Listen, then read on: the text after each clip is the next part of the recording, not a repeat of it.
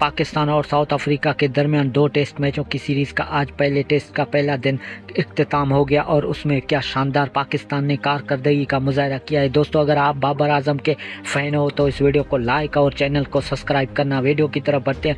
पाकिस्तान और south Africa के दरमियान सुबह जब आगाज़ हुआ, पाकिस्तान ने टॉस जीतकर पहले बैटिंग करने का फैसला किया तो इमाम उल हक और अब्दुल्ला शफीक ने ओपनिंग का आगाज़ किया। अब्दुल्ला शफीक 2 रन बनाकर आउट हुए। फिर कप्तान शान मसूद आया और शान मसूद और इमाम उल हक की दोनों की पार्टनरशिप ने क्या शानदार पार्टनरशिप की है। इमाम उल हक 94 रन बनाकर आउट हुए। कप्तान शान मसूद ने 72 रनों की बारी खेली। उसके बाद जब बाबर आजम आए बैटिंग करने के लिए पूरे ग्राउंड पर शोर मचा और सारे शायकीन खड़े होकर बाबर आजम को दाद देते रहे और बाबर आजम के नाम पर किंग किंग बोलते रहे। और बाबर आजम ने आज बड़े इनिंग तो नहीं खेला, लेकिन ये है बात निकल के सामने आया कि बाबर आजम सारे पाकिस्तानियों के दिलों में बसता है। पाकिस्तानी शायकीन सारे बाबर आजम की वजह से टीम को सपोर्ट कर रहे हैं और गद्दाफी स्टेडियम में लाहौर में जितने भी शायकीन आए थे वो बाबर आजम को देखने ही आए थे। लेकिन पाकिस्तान ने आज दिन इख्तिताम पर 313 स्कोर पाकिस्तान ने बनाए हैं और पाकिस्तान के विकेट कीपर मोहम्मद रिजवान 62 रनों पर